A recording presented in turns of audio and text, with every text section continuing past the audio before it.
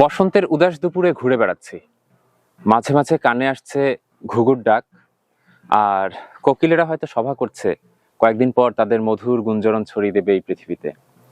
আমি এসে দাঁড়ালাম লেবু গাছের পাশে। এটাকে বলে হচ্ছে বসন্ত যাপন। কবি সুফিয়া কামাল তার কাব্যে লিখেছিলেন, কহিল সে স্নিগ্ধ আখি তুলি, দক্ষিণ দুয়ার গেছে খুলি, বাতাবি লেবুর ফুল ফুটেছে কি আমের মুকুল।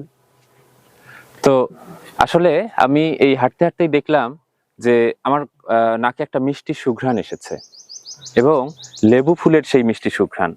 আমি থমকে দাঁড়ালাম যে বসন্ত কি আবেশ ছড়ায় প্রকৃতির মধ্যে। আমরা প্রকৃতির মধ্যে থাকলে প্রকৃতি আমাদের যে আনন্দ দেয় সেটি আসলে অন্য কোথাও পাওয়া যায় না। তাই প্রকৃতির সাথে আমাদের সখ্যতা কিন্তু আজন্ম। ফলে প্রকৃতিকে বাদ দিয়ে আমাদের জীবন কল্পনা করার কোনো সুযোগ নেই।